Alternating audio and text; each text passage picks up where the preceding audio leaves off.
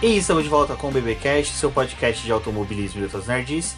No episódio de hoje vamos falar sobre o GP da Austrália de Fórmula 1. Eu sou o Rubens GP Neto e sejam bem-vindos ao Boletim do Paddock. Para falarmos da terceira etapa que contou com a pole, volta mais rápida, liderança de ponta a ponta e vitória do líder Charles Leclerc da Ferrari, eu tenho aqui comigo a jornalista Débora Almeida. Seja bem-vinda, Débora. Olá pessoal, sejam bem-vindos a mais este episódio do Boletim do Paddock. E hoje a gente vai conversar com vocês aí sobre essa etapa que tivemos na Austrália.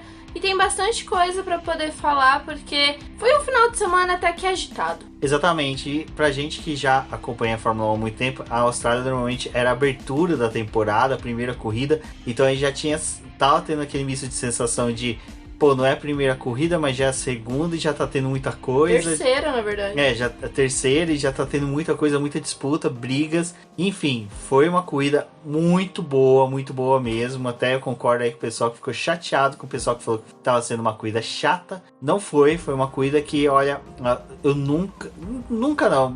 Teve algumas etapas australianas aí no passado que foram tão boas quanto essa, mas essa com certeza vai entrar para a história por muita coisa que aconteceu ali na pista. Bom, mas antes de prosseguirmos aqui com o nosso podcast, vale lembrar vocês da nossa campanha de financiamento coletivo e contínuo após. Bom, o que a gente tem que falar sobre esse financiamento e a importância dele para nós é que o nosso projeto conta com muita despesa, porque a gente tem os servidores do site do Boletim do Paddock, programas de edição de vídeo, de podcast, plugins que são ferramentas que são utilizadas, tipo aplicativos do seu celular, mas que ficam no site, que auxilia o site do Boletim do Paddock a entregar sempre um conteúdo muito bom e uma dinâmica de leitura muito boa para vocês. Então, o apoio nosso é necessário até mesmo para que a gente possa ter condições de arcar com essas despesas e também possibilitar a gente aí de, quem sabe, até acompanhar algumas categorias em loco, como Stock Car, Porsche Cup, que nem agora teve a Stock Car em Rio de Janeiro e infelizmente não podemos comparecer.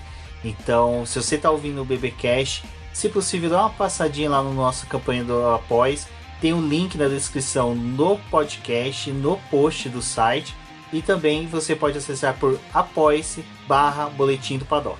Não deixem também de conferir lá o nosso canal do YouTube e ver todo o nosso material que também é disponibilizado por lá.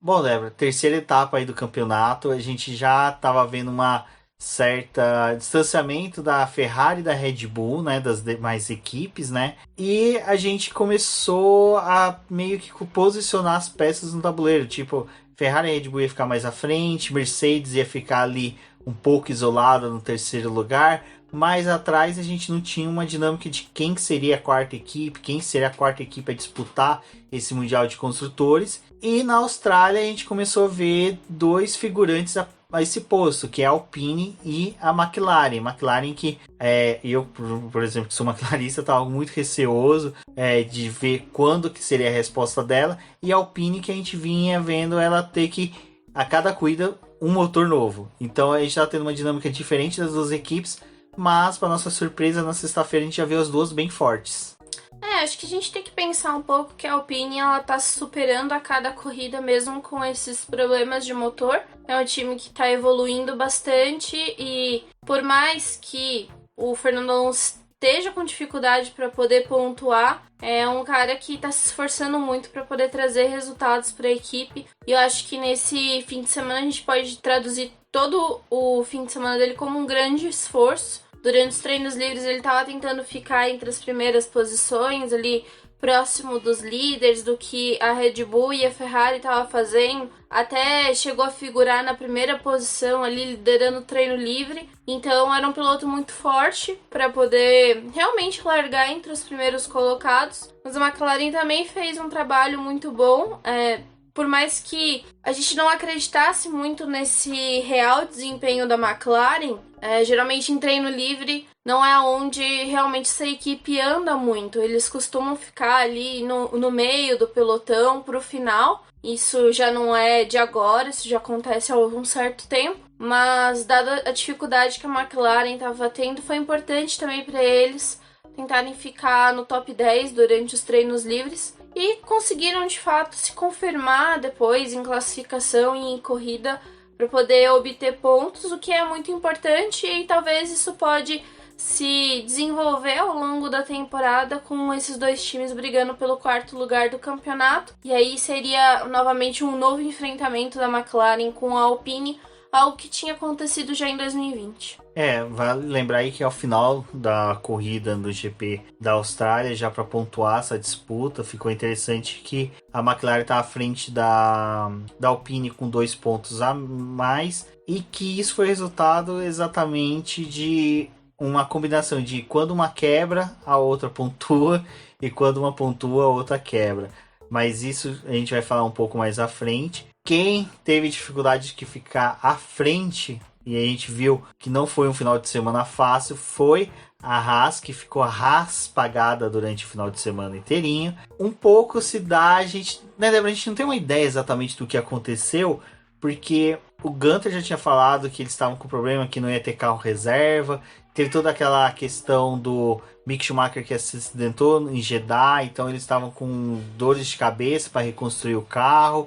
Enfim, desde sexta-feira a gente já viu a Haas mesmo apagada, não entregando aquilo que a gente já esperava dela, em decorrência do que ela apresentou no Bahrein e em Jeddah. A Haas já tinha informado que não ia ter um carro reserva para essa etapa. A batida do Mick Schumacher acabou atrasando o trabalho deles, e também por questões logísticas e da própria alfândega, o carro batido do Mick Schumacher foi para a Austrália, e só depois que chegou lá ele pôde ser devolvido para a fábrica, para Dallara, para poder passar pela reconstrução. Então eles não estavam contando com um carro a mais, e esse também tinha sido um dos motivos para não colocar o Mick Schumacher para poder correr em Jeddah, que apesar deles terem peças para que ele corresse, eles não tinham como levar ele para uma corrida e talvez correr o risco de ter uma nova batida e no final das contas não correrem nessa prova por todas as questões logísticas que eu já mencionei. Então, foi um fim de semana bem ruim da Haas. Assim, eles voltaram a andar da forma como eles estavam andando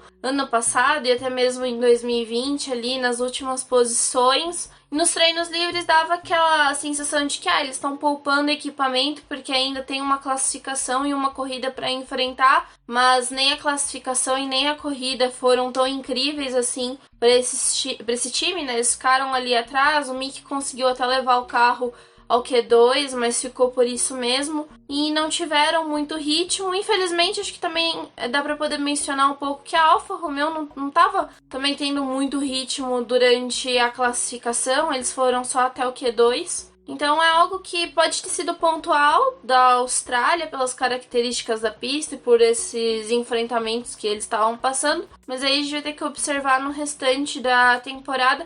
Eu acredito que assim, pelo menos o que a gente viu em Jeddah e no Bahrein é mais real do que o que aconteceu com a equipe agora na Austrália. Também a gente já sabe que é uma pista que é meio complicada de ultrapassar, que tinha um ritmo um pouco mais diferente, uma corrida sendo realizada ali. Então às vezes é melhor poupar equipamento aqui e vir mais forte em Imola.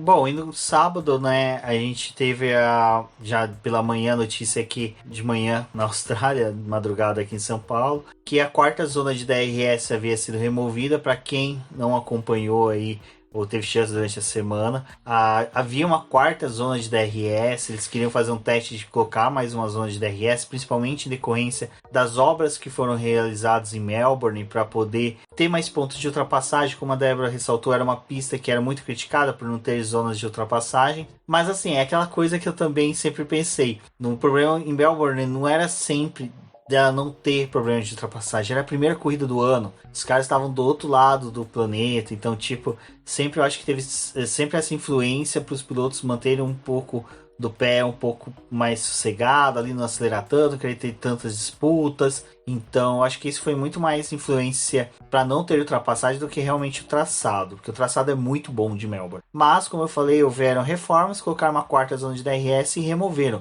Débora, eu acho que realmente até depois que a gente viu no sábado no TL3 e no classificação, eu acho que a remoção foi uma boa. Acho que no final o resultado foi bom.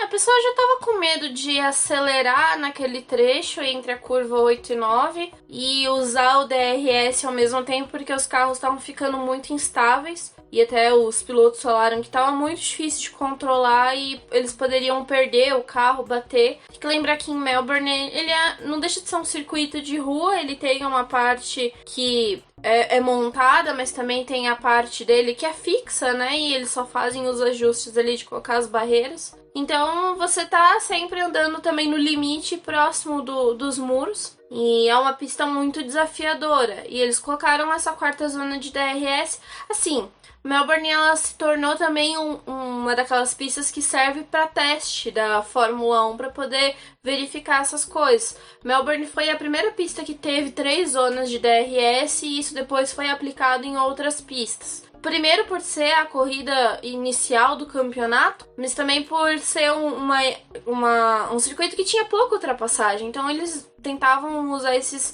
artifícios para poder melhorar a pista. E depois das reclamações dos pilotos, tiveram mais um briefing ali antes do início das atividades do sábado e passaram para os pilotos que estavam removendo aquela quarta zona de DRS. Também iam mudar o ponto de detecção para mais próximo da abertura da asa móvel, para que eles conseguissem já saber aonde que eles tinham que testar e a utilização disso. Não mudou muita coisa, porque já na sexta-feira eles não estavam querendo usar aquela parte, então não é que, tipo, o tempo aumentou porque ninguém tava usando o DRS. Não, tipo, eles já não estavam querendo usar ali mesmo, então não mudou muita coisa para eles durante o fim de semana. Situação difícil tava, né, já no sábado, no caso para Aston Martin, né, que teve batida dos 2 pilotos. Então a gente viu ali no sábado realmente os mecânicos da Aston Martin se desdobrando para poder entregar os 2 carros suficientes para poder correr. E ainda na classificação, até antes do acidente do Vettel, que teve outros acidentes antes, a gente teve aquela batida, assim, ridícula do Stroll com o Latifi, que eu acho que dá pra gente falar primeiro sobre os acidentes que ocorreu com os pilotos da Aston Martin, né, Débora, que foram Stroll e Vettel também nos treinos, e depois desse acidente estranhíssimo que foi do Stroll com o Latifi. Estranho não, é que sim, foi patético no caso. O Vettel e o Stroll perderam o carro no mesmo ponto da pista, e ali a batida acabou danificando a suspensão e a parte frontal do carro, então eles tiveram que passar por uma reconstrução. A Aston Martin estava empenhada em tentar devolver os 2 carros para a pista na classificação, mas é um tempo muito curto do TL3 para a classificação em si, ainda mais quando você está com 2 carros danificados, porque por mais que os times tenham as suas equipes individuais ali para poder lidar com os carros, geralmente quando um só bate, eles tentam auxiliar, né, dividir para poder arrumar os carros mais rápido e devolver para a pista. Só que dessa vez eram 2 carros com problema e o time tentando fazer o possível para colocar eles na classificação. O do Stroll tinha um pouco mais de chances, então a gente viu que o Vettel ficou praticamente toda a classificação fora do carro, vendo se a equipe ia conseguir fazer alguma coisa. E o do Stroll eles já tinham conseguido devolver e ele foi nos últimos minutos ali do Q1 pra pista. Acabou batendo no Latifi, foi uma batida assim bem idiota dos 2, mas o Stroll ele tinha mais culpa porque ele acabou jogando o carro pra cima do Latifi, e depois durante a corrida a gente viu ele fazendo a mesma manobra, sambando na frente dos carros. Tá loucaço esse final de semana, realmente completamente descontrolado. E o Vettel ganhou um pouco de tempo ali naquele período em que deu a bandeira vermelha para poder limpar a pista, remover o carro do Stroll. Aí sim a equipe conseguiu terminar o trabalho e ele foi, mas foi aquela volta de fazer uma verificação no carro. E também a gente tem que lembrar que, assim, na Austrália é muito complicado a classificação, porque tem muito trânsito. Então você tem que escolher o melhor momento para poder mandar o seu piloto para a pista. E agora, esse ano, por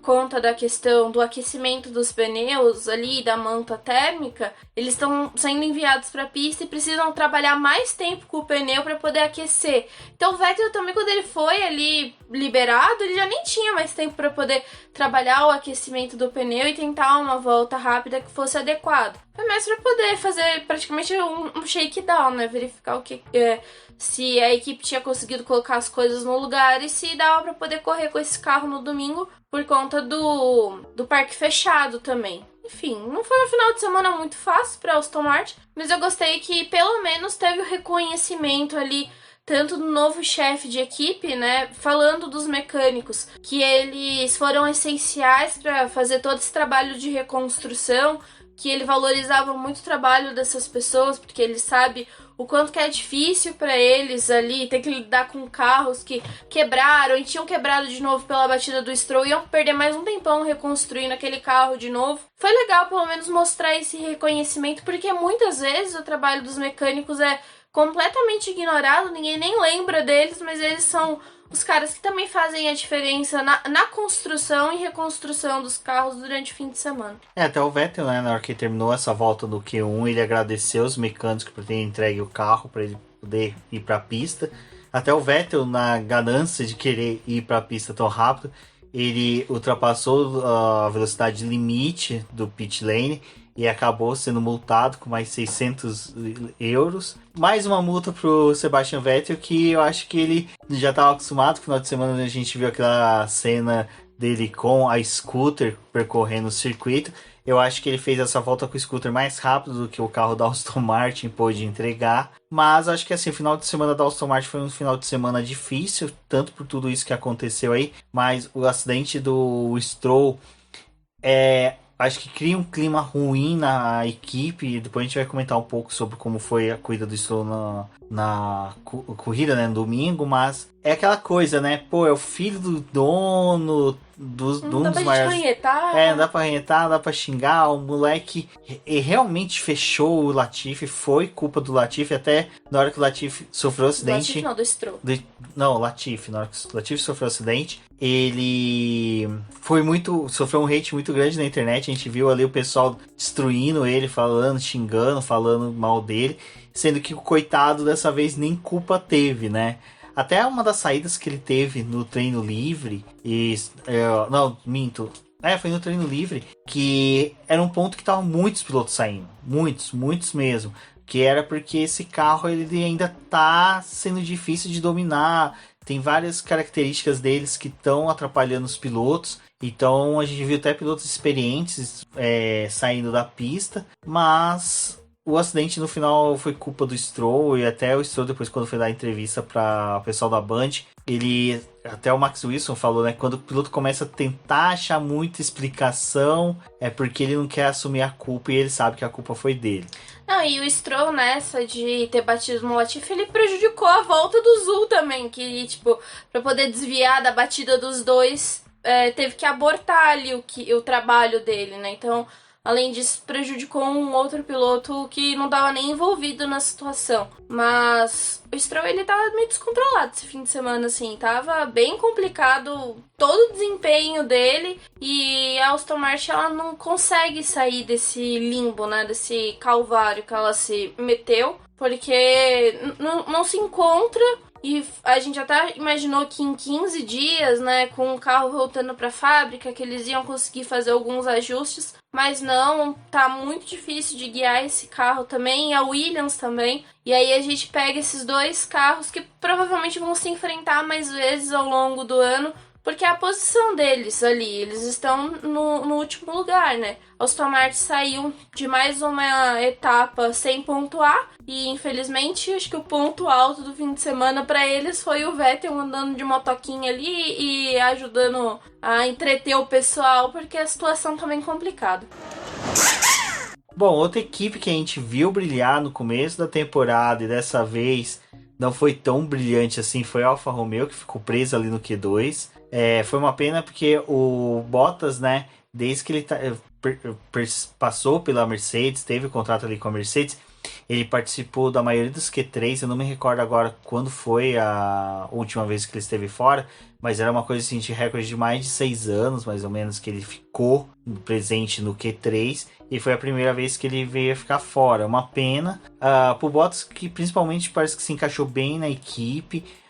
Uma pena também pro Zhou, que já tinha ficado no Q1 e foi prejudicado. Assim, o Zhou, que é um piloto que tá agradando, tá sendo bem interessante a chegada dele na Fórmula 1, mas a Alfa Romeo, que realmente das equipes aí com motor Ferrari, deixou a desejar, né, Débora? Não foi aquele brilhantismo que a gente esperava. O Zhou, na verdade, ele passou pro Q2 com o Bottas, eles não conseguiram ir pro Q3, mas o Frederic Vasseur, ele tinha a esperança, pelo menos, que a equipe conseguisse pontuar no domingo. De fato, o Bottas conseguiu mais alguns pontos para Alfa Romeo, mas também eles não conseguiam explicar muito bem o fato da equipe não ter avançado, porque eles estavam quase certos que eles iam conseguir passar para o Q3, mas aí também a gente tem que levar em consideração que os 2 carros da Alpine estavam no Q3, os 2 carros da McLaren, porque o Ricardo também passou 2 provas ali com um pouco de dificuldade. Então tem todas essas coisas e roubaram um pouco ali do espaço da Alfa Romeo, mas provavelmente vai ser assim ao longo do ano. Tipo, eles também vão depender de alguns outros times fora do top 10 para poder estar ali, mas acho que é uma equipe que esse ano, pelo menos, não vai sofrer tanto para poder conquistar pontos. Não vai ser aquela coisa que a gente viu nos últimos anos em que eles dependiam muito de abandonos, que o carro em si não tinha muita capacidade de estar ali numa zona de pontuação. E eu acho que uma das coisas que ainda dá para poder ressaltar sobre o fim de semana da equipe é que o Zhou, ele, por mais que ele não esteja pontuando, né, não conseguiu pontos em Jeddah e também não conseguiu agora na Austrália, ele terminou as corridas na 11ª posição. Então já é um salto bom pro piloto que, tipo, só fez uma estreia ali, só fez estreia na Fórmula 1 agora e tá brigando pra poder mostrar serviço e aquela coisa, né? Na melhor oportunidade que alguém abandonar, que surgir alguma coisa ali, ele provavelmente vai estar mais próximo ao Bottas para poder realmente pontuar. Isso é uma coisa que é bem interessante na hora que a gente for falar também do álbum que pontuou. É uma característica que é legal do piloto, que ele tem que estar sempre numa posição em que, se a sorte favorecer a ele, ele vai pontuar. O Zhou é o cara que ficou a uma posição, assim, teve o abandono do Verstappen, já adiantando um pouco da corrida só para comentar isso do Zhou, e teve o Alonso que teve uma estratégia péssima ali da Alpine, né? Então, assim, é o cara que se tivesse mais um abandono, se a estratégia do álbum e da Williams tivesse dado errado, era o cara que ia pontuar. Então, o que eu gosto do Zhou é isso, é o cara que tá sempre prestes ali a fazer um pontinho, tá sempre numa boa posição para um piloto que tá numa equipe intermediária. E como eu falei, né, a McLaren e a Alpine ali brigando pelo 4º lugar do campeonato, não sobra muito espaço para vocês subir pro Q3, né? Principalmente que a AlphaTauri tá com um carro bom e os pilotos estão bem, né? Até o Tsunoda tá conseguindo comparecer, se apresentar bem. É lógico, não tá fazendo corridas ainda brilhantes, mas ele também não é aquele piloto que pode ser tão atacado como ele foi no passado. Bom, um piloto que sofreu nesse final de semana, e esse realmente deu muita dó, foi o Carlos Sainz, que ele vinha numa volta muito boa, até que Fernando Alonso, que também estava numa volta muito boa, sofreu um acidente e com a bandeira vermelha ali do caso do acidente do Alonso, quase chegando na linha de aferição do tempo, o Carlos Sainz teve que tirar o pé, teve que reduzir, acabou perdendo a volta dele que era muito boa, ia conseguir fazer com que ele tivesse um bom resultado, né? Mas o azar dele não só foi daí, né? Teve muito também pra corrida. O Sainz, ele tá naquela eterna luta de acompanhar o Leclerc, mas acho que esse foi um dos finais de semana mais fortes dele, assim, que realmente tinha potencial para poder vir um bom resultado, porque durante os treinos livres ele tava andando de forma alucinante. Tava andando muito bem e o Leclerc errando várias vezes, assim, tipo, em algumas curvas.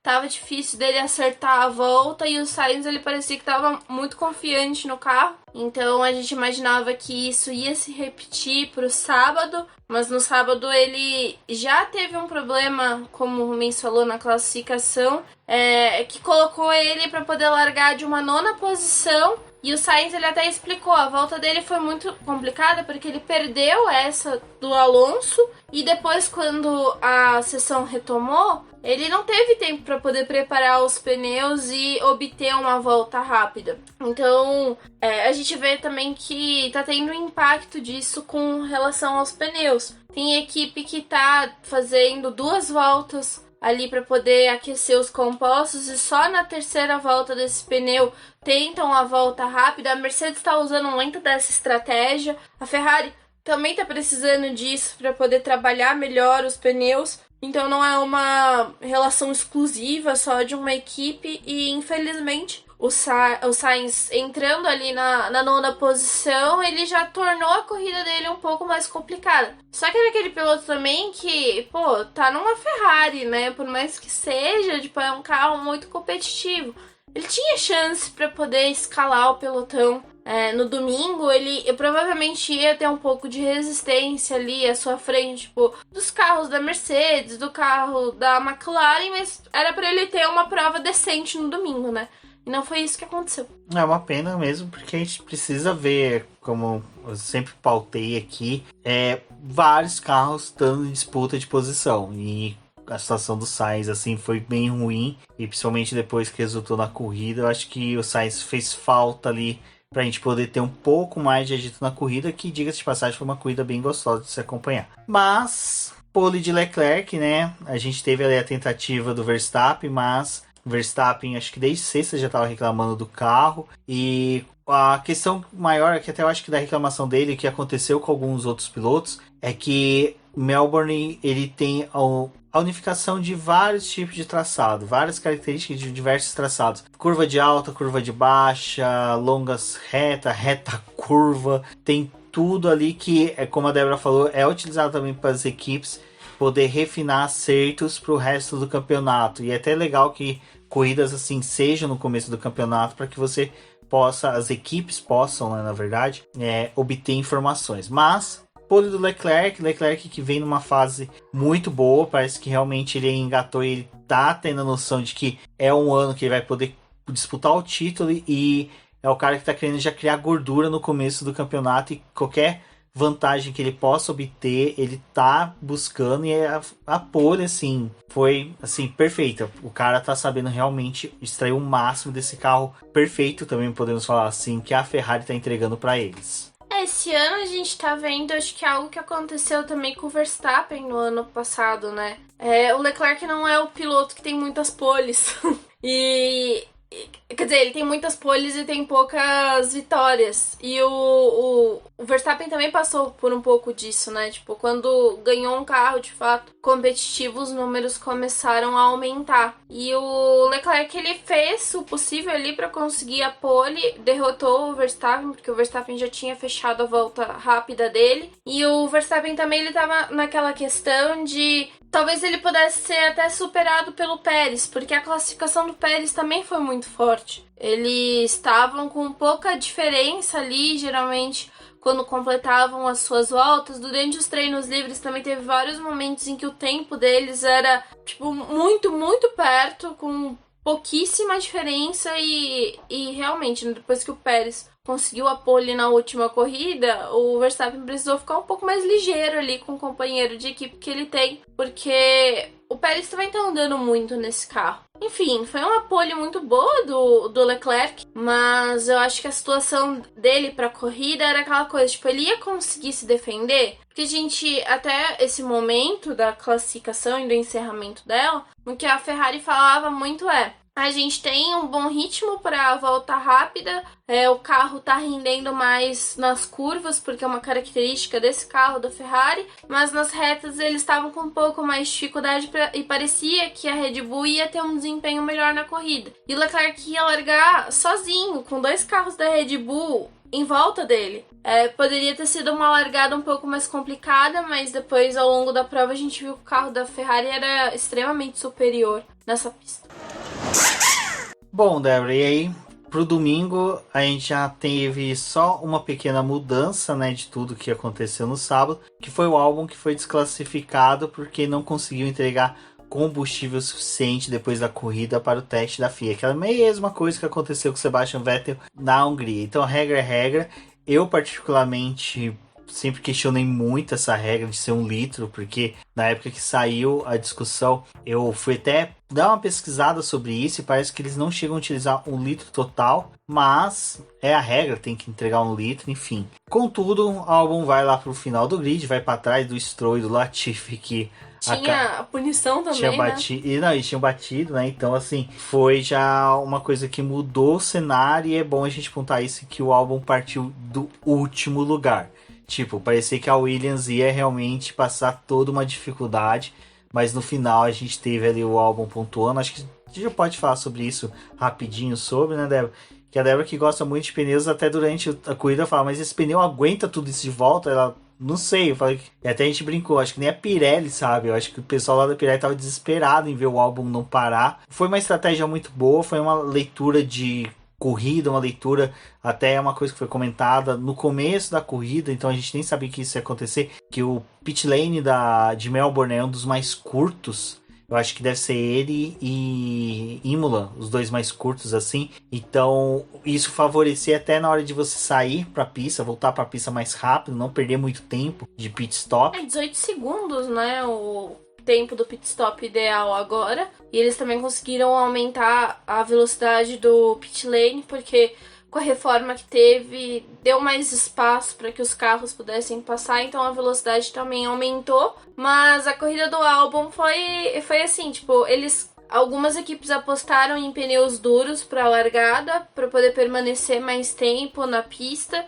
Era uma prova em que provavelmente eles iam conseguir realmente cumprir ela com apenas uma parada, porque é uma pista que não desgasta muito os pneus, apesar de ter essa característica de ser um circuito de rua.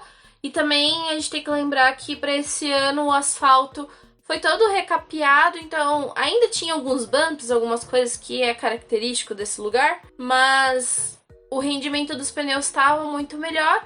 E com aquela regra de você não usar o pneu macio mais para largada, não precisar usar o pneu do Q2, muita gente também, tipo, abriu mão dos pneus macios para poder usar durante a corrida, né? Ninguém tá querendo usar esses compostos para largada, ainda assim que eles sejam mais fáceis para poder aquecer. Então as estratégias ficaram divididas entre médios e duros. A Williams largou com o Albon com pneu duro para ele permanecer mais tempo na pista. Era aquela coisa também, né? Se largar mal, perder um pouco de espaço ali, já tá em último mesmo. Não vai dar muito problema ficar com esse pneu duro, porque ele ia permanecer mais tempo. Só que o Albon foi ficando. Foi parar lá só na penúltima volta pro final na última volta, né? Pro final da corrida, e só fez uma volta com o pneu macio. Foi uma corrida muito boa do Albon nesse sentido, funcionou ali a estratégia da Williams de deixar ele na pista. Funcionou melhor no carro do Albon do que do próprio Alonso, porque o Alonso também largou de pneu duro e a Alpine tentou parar ele mais à frente lá da corrida, mas ele começou a perder muito desempenho, então a gente viu isso também, né? Tipo, o Alonso perdeu desempenho com o pneu duro, quando ele já tava chegando praticamente assim no final da vida dele, e o Albon não, ele tava lá com o composto indo.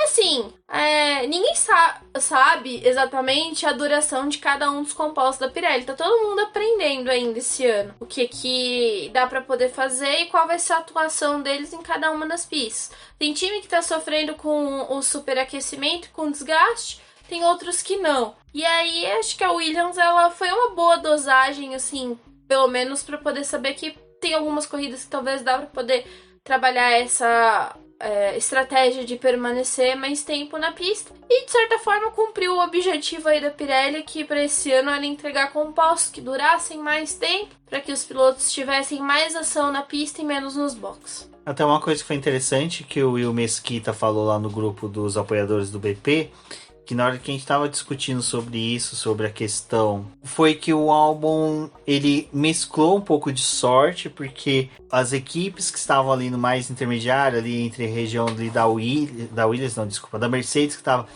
em quarto, quinto lugar, a McLaren que estava um pouquinho mais atrás, quinto e sexto lugar, e o Albon estava ali toda hora entre essas equipes. A gente teve vários fatores que foi favorecendo, e até uma coisa que eu falei pra Débora, assim, que na minha cabeça, estratégia, você não conta com a sorte, você traça ela com o que você tem. Então eu acho que a Williams, ela, em momento algum, ela fez a estratégia já, tipo, antes da corrida.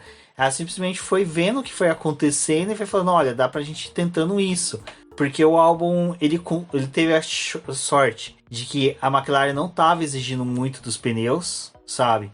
Nem a Mercedes estava, porque a gente não estava tendo assim uma disputa tão forte, tão pegada. Tinha momentos ali em que o Hamilton chegava perto do Pérez, mas nada de, sabe, gerar muito desgaste dos pneus. E esses carros da Mercedes também, a gente tá vendo que, cara, economizam muito pneu, isso é uma coisa bem surpreendente. E no caso, ao contrário do Alonso, que o Alonso a todo momento estava disputando posição, sabe? O Alonso, ele ao contrário do que foi o Albon, ele estava brigando, tentando resistir, buscando ultrapassagem.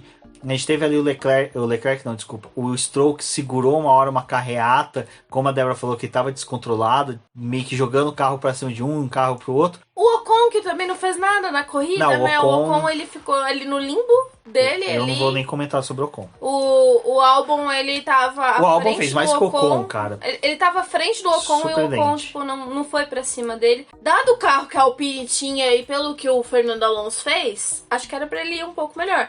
Mas talvez também frearam ele, porque depois da última corrida ele também tava o descontrole total, né? Com o Alonso. Então não sabemos ali o que aconteceu com o Ocon, mas eu acho que também teve um pouco disso. Tipo, o Albon não precisa atacar ninguém, o Ocon tá atacando ele mesmo, fica quieto aí na sua e a gente vai contar com a sorte no final da corrida. Exato. Então... Tavam com medo, não estavam com medo, né, na verdade, de uma nova desclassificação, né? A Williams foi no limite. Mas eu achei bem interessante a corrida do Albon, foi legal, no final ele pontuou ali, realmente, eu senti falta das imagens dele saindo dos boxes, porque a gente foi vendo o nome dele caindo na tabela e ele parou antes do Zhou, mas o tempo do Zhou pra ele foi diminuindo. Então, cara, com certeza deve ter tido assim, uma aproximação do Zhou. Então deve ter tido uma defesa do Albon. Seria interessante se a gente tivesse tido essa imagem da transmissão. Na F1 TV deve ter, então depois mais tarde eu vou buscar pra assistir. Mas fica aí que não mostraram o que o Albon fez. E foi um ponto importante pra Williams, porque a gente não sabe quantas oportunidades que a Williams vai ter esse ano de pontuar pela proximidade que o restante do pelotão tá tendo. Mas eu acho que a Williams, ela aprendeu a lidar com estratégias dessa forma no ano passado. Tipo, a gente precisa aproveitar a oportunidade que a gente tem para poder pontuar. Eles conseguiram fazer isso em corridas que a situação era muito diversa por conta da chuva também. E nessa foi uma questão de sorte, porque teve o abandono do Verstappen também, que contou muito pro Albon ter um pouquinho mais de espaço ali para poder fazer uma estratégia como essa. E a própria Alfa Romeo com o Zhou não ter conseguido apertar muito para poder roubar essa posição. Então funcionou, vamos ver o que eles conseguem fazer nas próximas corridas. E o Latifi que se benza, porque tá complicado. É complicado, né, essa situação toda, mas só que quer dizer, complicado em questão assim, de dosar o que falar sobre as estratégias, mas a gente tem que louvar um pouco que a tocada fina do álbum favoreceu a ele a pontuar e a leitura de corrida que a Williams fez. Então acho que é bem legal, vamos acompanhar aí, vamos ver o que a equipe e o piloto vão falar durante a semana sobre esse final de semana. Bom, mas sobre o final de semana tivemos mudanças em Melbourne, como a gente comentou agora há pouco, mas foram mudanças que ninguém viu, né, Débora? Assim, foram mudanças que realmente, pelo que falaram, que ia mudar, que ia criar, não sei o que lá mais, no final foram mudanças assim que realmente só ficaram no papel. Então, você falou que a corrida foi animada, que você tinha gostado, eu fiquei tipo, é Melbourne, sabe? Não me impressionei e eu acho que assim, pela panfletagem que fizeram, falaram que ia ter ultrapassagem a rodo, que ia ser uma corrida emocionante, eu não vi isso, eu achei que foi uma corrida ok, tipo aquelas corridas que tá bom. Teve bastante coisa pra poder falar, porque provavelmente esse podcast vai ficar gigante, mas sei lá, não me impressionou. Foi Melbourne mais uma vez. E o próprio Daniel Ricciardo tinha falado na sexta-feira: ai, gente, tá legal andar nessa pista, mas não sei, assim, né? Com 4 zonas de DRS, que até então tinha essa quarta zona, e com todas essas mudanças vai mudar alguma coisa, porque os carros estão grandes do mesmo jeito, a gente vai ter dificuldade para poder ultrapassar, e realmente, tipo, eles largaram ali com a maior parcimônia para poder não ter batida, formou um trenzinho, que é aquele trenzinho que às vezes forma no meio da corrida, ficou daquele jeito ali já no começo. O abandono do Vettel deu uma mexida, porque era o momento das paradas começarem e da gente ter um pouco mais ação nos boxes, então o pessoal foi levando os pilotos para fazer troca de pneu ali naquele momento. Mas eu não sei se foi essa corrida fantástica, eu acho que as mudanças que teve em Melbourne foi ok, mas nada surpreendente. Vocês estão vendo como a vida é dura para poder surpreender ela. Enfim. Melbourne não me agrada. O que não agradou muita gente, a gente ouviu bastante asneira sobre a carreira do Sebastian Vettel, que o pessoal tá achando que por causa do final de semana dele a carreira acabou, é um piloto aposentado em atividade, e assim, isso me choca que aparentemente essas pessoas que eram para estar acompanhando a categoria, acompanhando tudo que tá acontecendo, aparentemente não estão fazendo, porque assim, não é que a gente tá querendo passar um pano pro que aconteceu com o Vettel, é lógico que a gente tem muitas críticas que podem ser feitas, mas entender que o carro da Aston Martin é uma draga, é uma carroça, não tem como, sabe? É um carro mal nascido. Se puxar o capuz, a gente vê o carro da Dragon embaixo. Exatamente. Então, assim, é complicado a gente achar que o cara tá tendo problemas, que o cara só tá tendo dificuldade porque é fim de carreira, sendo que é um piloto que, provavelmente em qualquer outro carro ali da categoria que ele tivesse, não é porque os carros são bons, mas é porque os carros seriam melhores que os da Aston Martin, ele não estaria fazendo feio, sabe? Então, assim, é complicado. Eu queria ver essa galera falando na época, o GP do Brasil de 1994, quando o Ayrton Senna rodou sozinho, quando o Ayrton Senna tentou ultrapassar retardatário e rodou, quando o Ayrton Senna, sabe, não fez bons desempenhos e a gente sabia que era o carro. Queria ver se eles iam falar a mesma coisa, que o Ayrton Senna era um piloto que estava aposentado em atividade, um cara que já tinha desaprendido, tinha que estar sendo rebaixado para categorias de acesso. Não ia fazer, porque ia passar pano porque é o Ayrton Senna. Então, não quero que passem pano pro Vettel, mas também pessoas têm que medir, porque o hate foi muito grande contra o Vettel, contra o Latifi na hora do acidente, sendo que não foi culpa dele, sabe?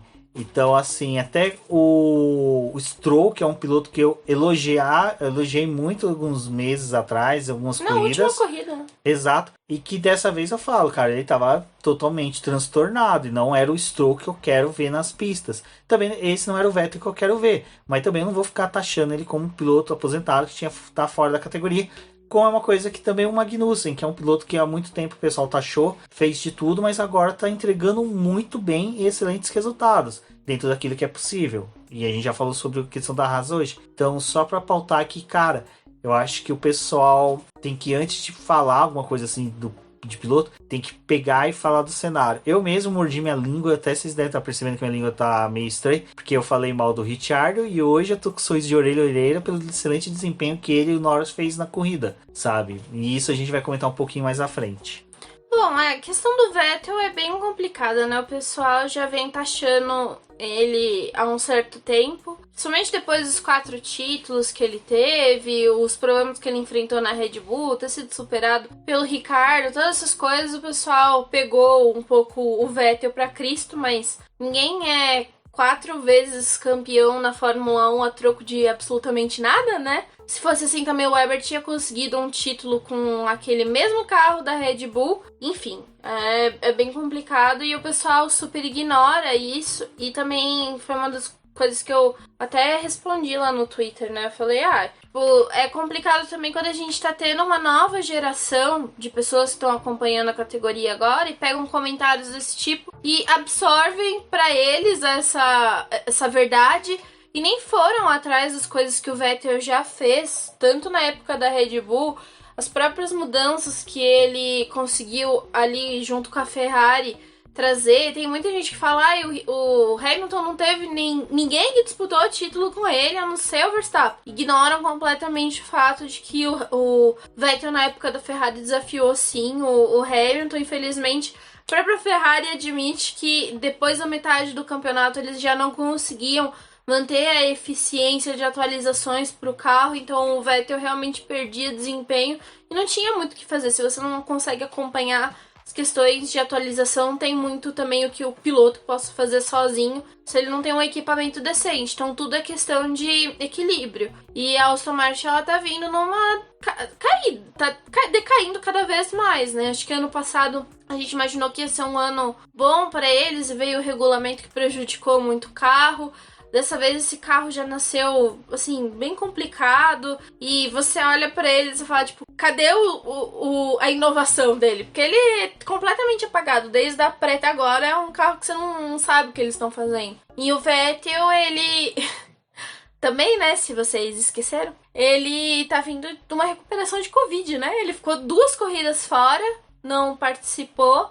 Pelo menos, pelo que parece, a parte ali do Covid não foi muito boa com ele. Ele teve algumas complicações, demorou para poder se recuperar. Por isso que ele não foi até para Jeddah. E agora tá aí nessa de tentar encontrar o que é possível fazer com esse carro. Enfim, né, gente? Acho que é complicado detonar o Vettel desse jeito e imaginar que ele não pode fazer mais nada, até porque muitas das inovações que a Aston Martin conseguiu trazer tanto pro esquema de melhorar o desempenho ali da funcionalidade da equipe, trazer algumas outras ajustes pro próprio carro, foi ele que trouxe. Então, as pessoas fazem comentários do Vettel só pelo que viram ali em 5 segundos e não conseguem olhar pro restante das coisas que ele tá fazendo. Se fosse assim, tipo, simplesmente, vai tirar ele agora, ele não vai mais correr, traz o Hülkenberg. Não é desse jeito. Aston Martin contratou ele porque sabe do potencial que ele tem.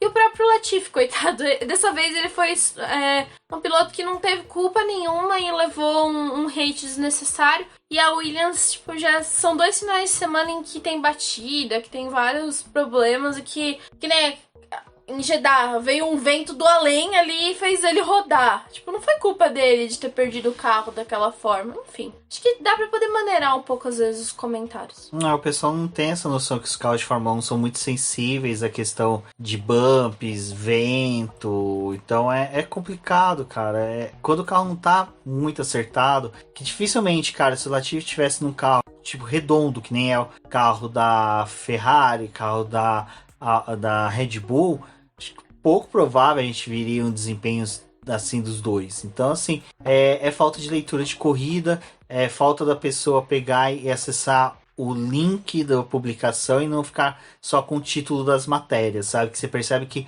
esse pessoal que é hate desses dois pilotos é o tipo de pessoa que comenta só o título da matéria e não comenta a matéria em si, não lê e absorve o que está sendo dito nos posts, nas leituras do que se deveria estar lendo. E a batida do Vettel também, como ele já tinha batido no sábado, o carro em si eles reconstroem ali para ele poder ir para a pista, mas ele não é um carro que ele tá perfeito quando vem da fábrica, que passou por todas as revisões e reconstruções dentro da fábrica. Então depois do Q1 ali que ele entrou, às vezes era até melhor ele nem ter entrado, ter pegado todas as punições possíveis e a equipe poder mexer no carro para poder tentar alguma coisa, mas não, ele tentou ainda alguma coisa, cara. Aquilo foi muito louvável, tanto do piloto como dos mecânicos, porque quando ele voltou do Q1 é parque fechado, não pode mais mexer nada, então é um carro que realmente não tava com o melhor acerto, sabe? Ele não tava refinado para corrida.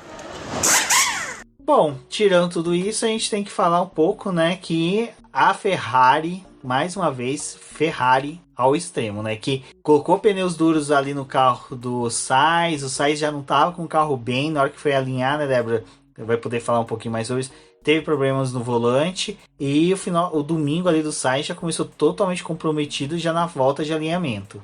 O Sainz, ele começou muito bem, como a gente falou, e terminou muito mal, coitado, mas antes dele ir para a pista, eles identificaram um problema no volante e aí foi trocado. E ele já foi para a volta de apresentação ali com esse volante modificado. Depois, na largada, a gente viu uma largada bizonha do Sainz. Eu até achei que era apenas a questão do pneu, porque ele tinha largado de pneu duro e não tinha conseguido aquecer o composto. Mas, na verdade, ele sofreu com anti-stall. Isso também se repetiu nas 2 primeiras corridas do ano com o Zhou, que largou de marcha ré, né, praticamente, porque o carro entrou nesse modo de segurança aí. E ele fez essa primeira volta com muito cuidado, mas não conseguiu aquecer os pneus e foi parar lá na brita, abandonou a corrida. Assim, final de semana desastroso do Sainz, mas a Ferrari também, não fez uma boa leitura, né, de mandar o cara que tava no meio do pelotão com um pneu branco. Tudo bem, o Alonso, eles apostaram isso no carro do Alonso, mas tem que levar em consideração que também o Sainz ele ainda tá tentando se adequar a esse carro.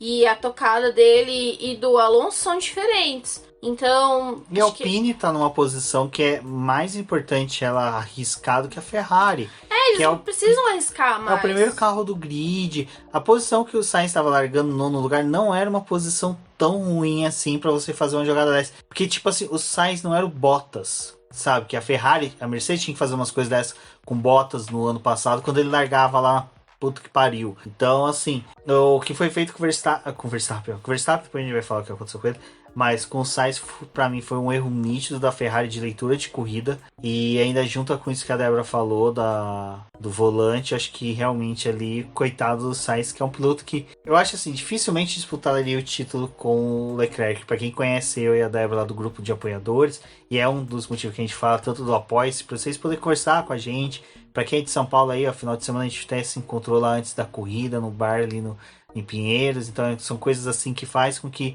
os apoiadores fiquem mais próximos da gente e tenham uma noite de bate-papo de Fórmula 1, conversa, enfim. Voltando aqui pro Sainz, a gente é um piloto que a gente brinca que, pô, ele vai ganhar o título antes do Leclerc, ele é melhor que o Leclerc, mas é brincadeira. A gente sabe que o Leclerc é um monstro, que é um piloto acima da média, é o cara que, como diz o tio Delvas do podcast F1 Brasil, é o cara que anda mais rápido do que a luz.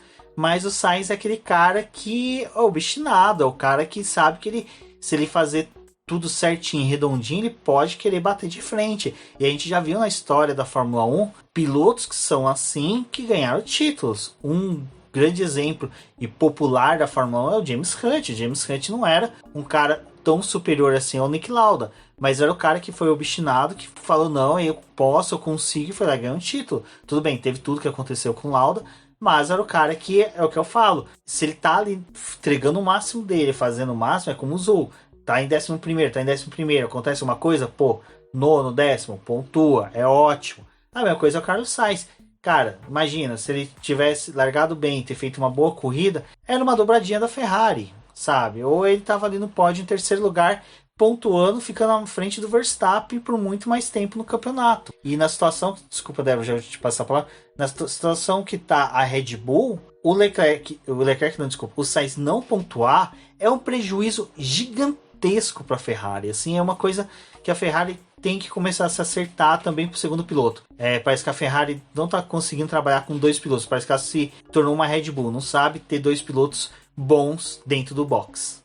O Sainz, ele já tinha falado, né, antes do início da temporada, que também para poder disputar um título, obviamente você precisa de vitórias, mas você já ser um piloto constante que consegue pegar pódios pode fazer muita diferença no final do ano. E esse abandono dele é ruim por conta disso, porque ele facilmente poderia ter pontos, mesmo que não conseguisse chegar num pódio nessa corrida, ainda assim era um piloto para poder ter levado mais alguns pontos para Ferrari. E eles já estão com 104 pontos agora, Ferrari, mas ainda assim acho que tem que criar um pouco mais de gordura e fazer um trabalho bom. Eu não sei até que ponto que eles tiveram dificuldade ali com o Sainz para poder estabelecer uma estratégia com relação à corrida, mas é algo que precisa pensar, porque às vezes é melhor você ir no seu ponto de segurança e largar com o pneu médio, fazer a mesma coisa que já tá todo mundo fazendo, porque você tem um carro superior, você tem um carro com mais potência, que você vai brigar facilmente com esses outros competidores. Apesar da dificuldade de realizar a ultrapassagem nesse circuito, acho que pro Sainz não ia ser tão difícil, porque eu imaginava que ele ia fazer uma corrida no domingo que, assim, tipo, ninguém ia ver, mas no final das contas ele ia aparecer ali num quarto lugar, e com o possível abandono do Verstappen, né, que teve, talvez até conseguisse um pódio, o pódio do Russell fosse o pódio do Sainz. Enfim, bobearam dessa vez. Não vou ainda criticar a Ferrari, mas foi um erro dele. Bom, e quem parece que não tá errando é a McLaren, porque a McLaren conseguiu resolver a questão lá, né, do golfinhar do carro. Ainda existe uma certa cautela quando a gente falar da McLaren, porque essa era uma pista que realmente ia favorecer a filosofia do carro da McLaren. Mas às vezes a gente tem que lembrar que esse filósofo da carro da McLaren, desculpa, é um filósofo bêbado, louco numa ladeira, então às vezes tá bem, às vezes tá mal. Mas foi um excelente resultado, sabe? Eu acho que dificilmente se você chegasse pro Rubens na sexta-feira e perguntasse para ele, pô, você acredita que Norris vai chegar em quinto e o Ricciardo vai chegar em sexto na corrida da Austrália? Eu ia falar não. A Denise acreditava. Então, é que a Denise é amiga do Zac Brown, né? Então ela com certeza ali teve alguma informação a mais que eu não tive. Tô brincando. a Denise. Eu acho que a análise dela foi muito boa, porque ela mesma na nossa live comentou, né, que era uma pista que favorecia. Eu fiquei com cautela, mas assim, eu até brinco. Até a Isa do Daniel Ricciardo Brasil brincou que eu tava sendo falso, que eu falei, nossa, Ricciardo, amo você, nunca critiquei, porque, cara, tanto que eu critiquei ele e hoje ele entregou, e foi uma corrida dos dois, estilo corrida do Carlos Sainz, né? Ninguém viu, de repente, assim, tá lá as duas McLaren na pontuação. Então foi muito bacana. A gente sabe que o Norris teve dificuldade no final da corrida e a equipe teve que pedir pro Ricciardo não tentar ultrapassar, pois poderia ter até risco de acidente, porque o Norris estava tendo muita dificuldade com o carro. E a gente viu que o Ricciardo, cumpriu com o pedido da equipe. Então isso é muito bom, mostra que a equipe e os pilotos estão numa sintonia boa. E nesse encontro que a gente teve lá no Cu do Padre antes da corrida, a gente até conversou e eu falava, cara, eu não sei se o Ricciardo é um piloto que possivelmente renove com a McLaren, mas depois dessa corrida eu pensei, cara, compensa você renovar, porque parece que ele tá se acertando. E o Ricciardo, a gente sabe que quando ele tá afinado com a equipe, que ele começa a ter ânimo para correr, ele entrega. E essa entrega que eu quero ver nas próximas corridas. Quero ver o quanto de tempo de ilusão que essa fala vai durar aí. Acho que vai durar bastante. Que aí na próxima corrida já tá decepcionado de novo com o Ricardo. Não, acho que assim, o meu problema esse ano tá sendo questão do carro da McLaren. Esse ano eu sei que a carro da McLaren tá devendo muito para a qualidade dos dois pilotos, sabe? É a mesma coisa que eu falo, tipo, da Alpine. Tá devendo um carro muito bom pro Fernando Alonso. O Ocon não, porque o Ocon, cara, entrou e saiu da corrida nem, sabe? Foi mais, a gente notou mais os cones na corrida do Galeão lá do que o Ocon na corrida da Fórmula 1. A mesma coisa eu diria vai até da Alpine, que tem que entregar um carro melhor para dupla, mas a McLaren, eu acho que de todas as equipes, pela qualidade da dupla, é que mais deve um carro bom para os seus pilotos, sabe? Bom, eu falei tanto aí da McLaren, que a Débora tá fazendo não com a cabeça, que ela não quer falar. Então eu vou jogar uma bucha para ela falar do Verstappen, que abandonou. Mais um abandono aí, 3 corridas, 2 abandonos do Verstappen. E, cara, disputar o título vai ser difícil. E os caras estão ajudando o Leclerc pra caramba, né? Olha, eu acho que nenhuma cartomante ia conseguir prever isso, de que o Leclerc ia ter essa mão tão boa da Red Bull para ajudar ele à conquista do título. Felizmente a Red Bull já é aquela coisa que já tá acostumado com as quebras, né? Não é novidade para ninguém. As quebras que a Red Bull enfrenta muitas vezes. Acho que talvez o ano passado foi um ano de exceção, que o time não lidou com quebra, conseguiu fazer uma temporada muito boa e que o motor ainda tinha algumas questões, mas funcionava muito melhor. Mas uma corrida que, assim, acho que o Verstappen ele não tá forçando tanto o carro, porque a Ferrari ela tava muito à frente do desempenho da Red Bull. Acho que não compensava também pressionar muito, tentar tirar a diferença pro Leclerc, porque em vários momentos ali da corrida Leclerc sumia na frente do Verstappen, conseguia abrir mais de 3 segundos, depois 5, 6, foi aumentando gradativamente a distância entre eles, e o safety car ali do Vettel acabou aproximando, mas de novo, a corrida seguiu e o Verstappen acabou abandonando, né? É complicado porque, enfim, se estão querendo disputar o título, não é dessa forma que a Red Bull deve proceder. O Pérez estava num fim de semana também muito bom ali, brigou com o Hamilton, foi ali para os 3 primeiros.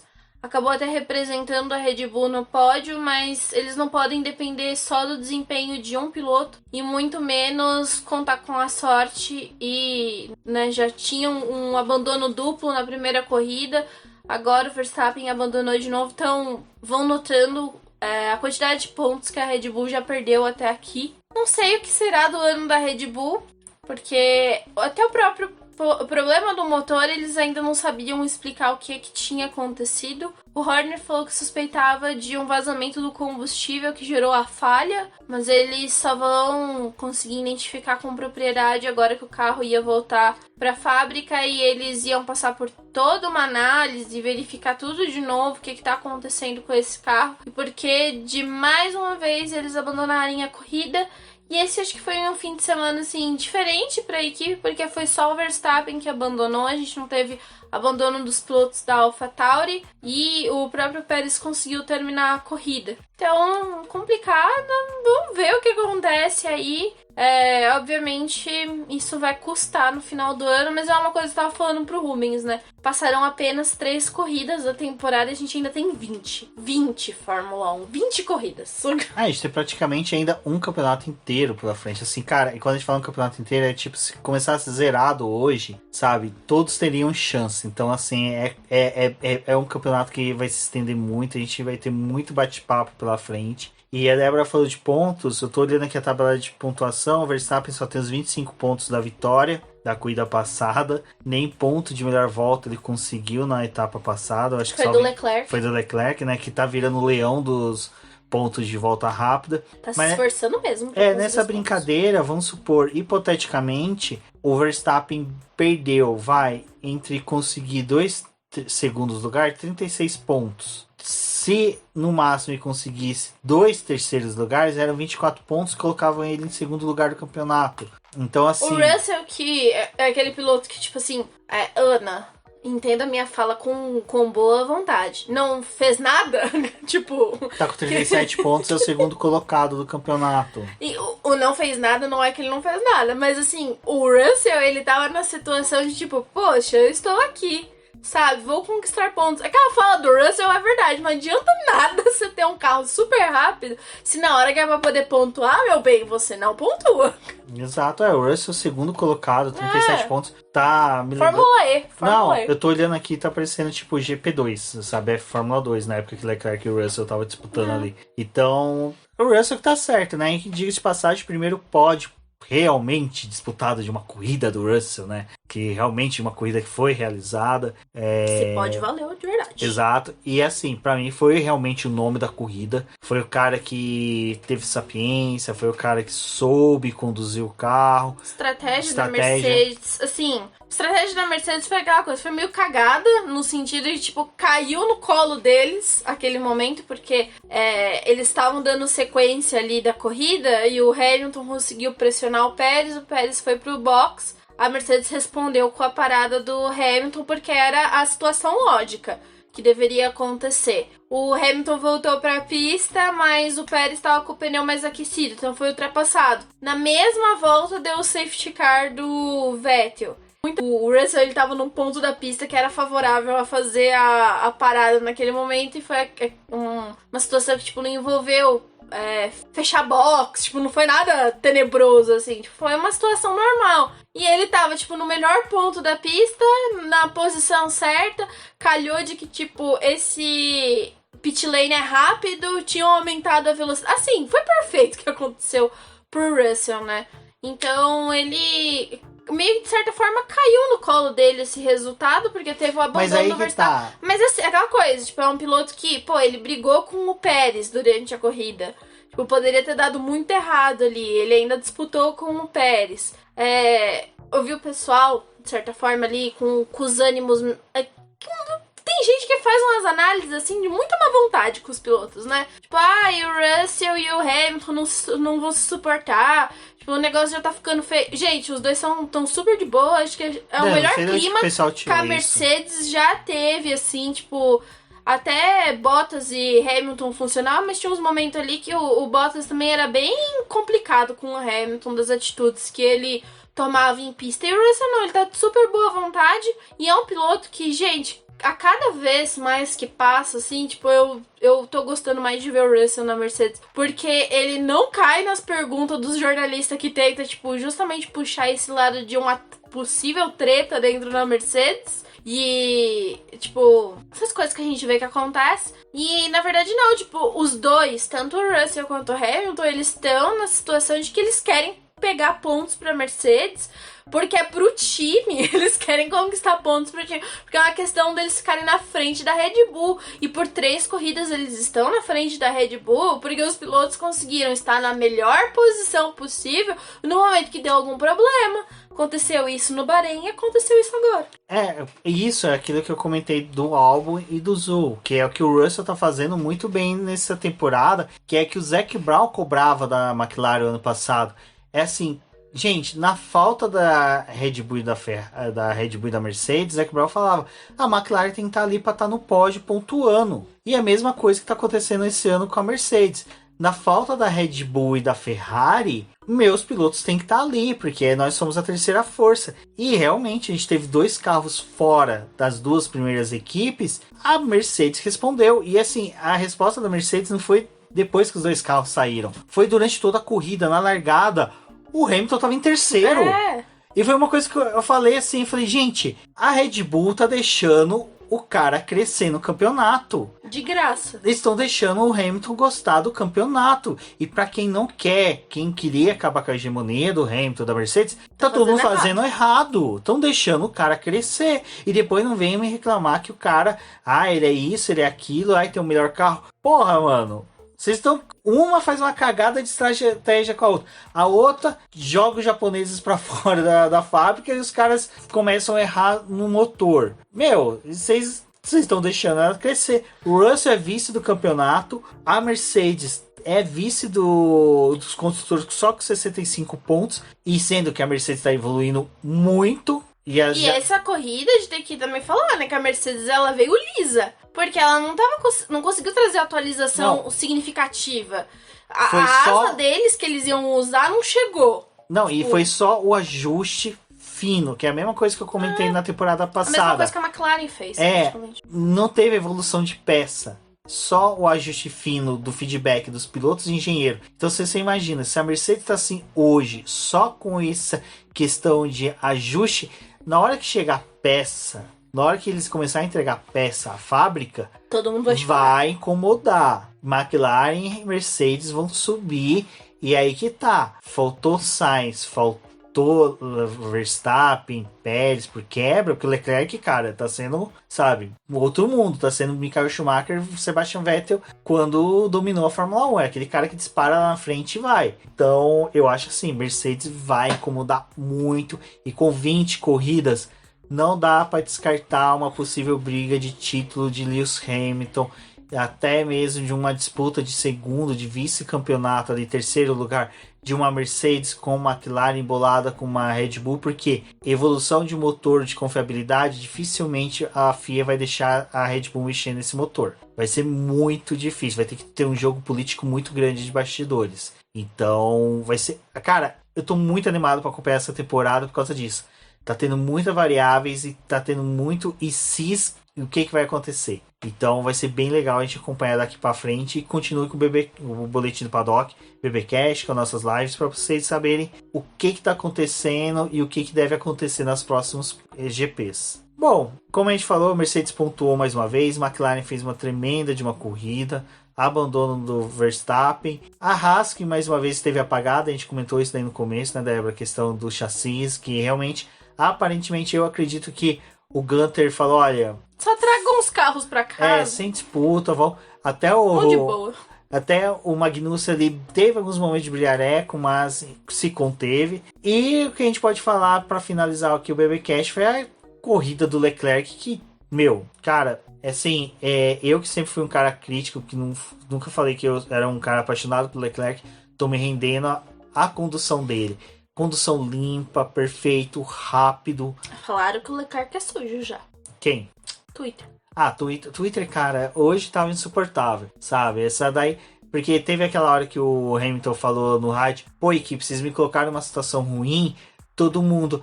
ele tá reclamando... Não, a questão do rádio dele, pelo que eu entendi, era... Vocês me colocaram num dilema moral. O que eu faço? Eu vou e ataco meu companheiro de equipe, tiro o pódio dele, que eu posso, eu tenho ritmo. Ou eu fico aqui atrás em quarto lugar e tipo assim... Eu sou um cara com 7 títulos que tá aceitando quarto lugar de boa. Então ele ficou no dilema moral e ele jogou pra equipe, ó. Olha o que vocês fizeram comigo. E ele tá certo, cara. É que o pódio, teoricamente, era do Hamilton, né?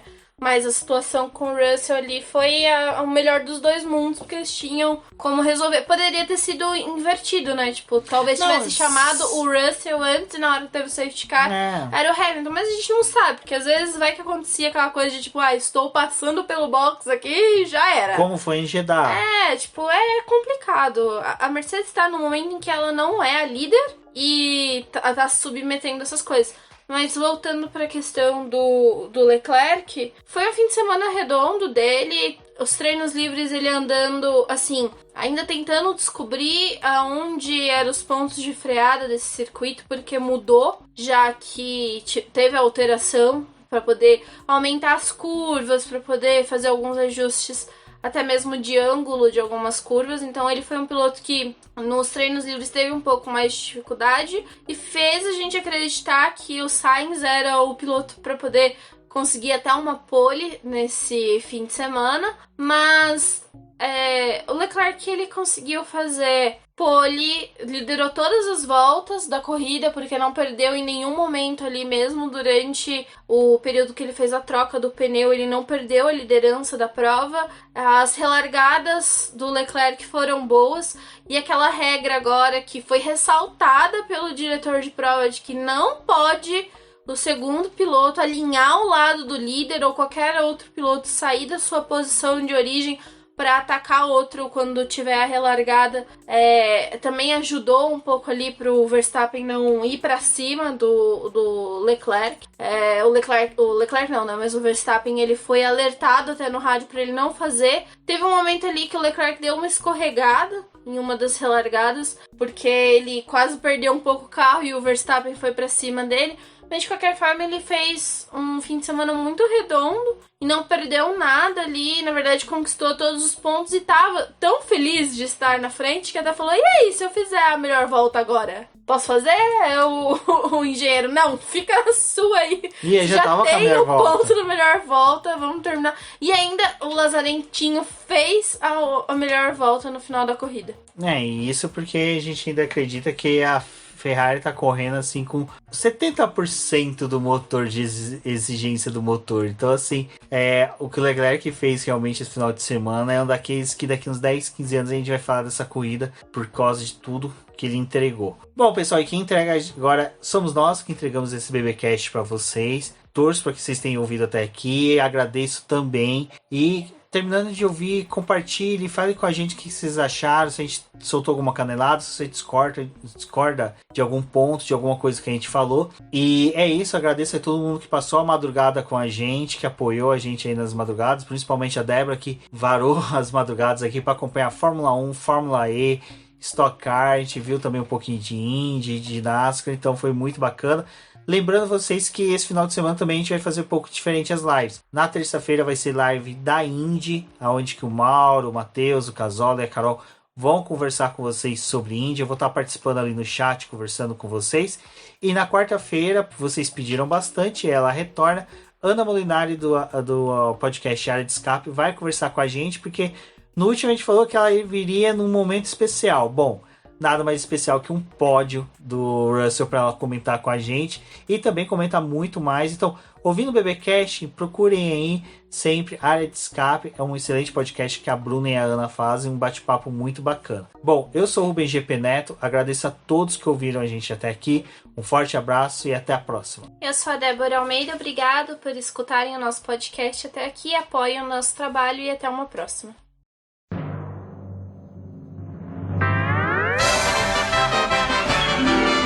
E agora vamos agradecer nossos apoiadores, aqueles que auxiliam o Boletim do Paddock através do financiamento coletivo e contínuo do Apoies. E são eles: Ricardo Bannerman, Maia Barbosa, Eliezer Teixeira, Luiz Félix, Arthur Felipe, Rafael Celone, Will Mesquita, Antônio Santos, Rogério Furano, Helena Lisboa, Cássio Machado, Carlos Del Valle, Bruno Vale, Eric Nemes, Bruno Shinozaki, Alberto Xavier, Will Bueno, Ricardo Silva, Beto Corrêa, Fabrício Cavalcante, Arthur Apóstolo, Sérgio Milani, Melquiades Veloso, Micael Souza, Ezequiel Bale, Silney Messi, Rafael Arílio, Rafael Carvalho, Fábio Ramiro, Lauro Vizentim, Maria Ângela, Thaís Costa, Rafael Catelã, Jane Casalec, Carlos Eduardo Valese, Tadeu Alves, Paula Barbosa, Ale Ranieri, Leandro Nogueira, Bianca Mês, André Brolo, Bruno Lima, Ivan Grego, Maicon Tavares, Thalita Santos, Diego Machado, Gabriel Sawaf, João Guilherme, João Rai e Gustavo Frigoto. Muito obrigado a todos aqueles que apoiam o Boletim do Paddock e auxiliam no nosso desenvolvimento e crescimento. E se você quer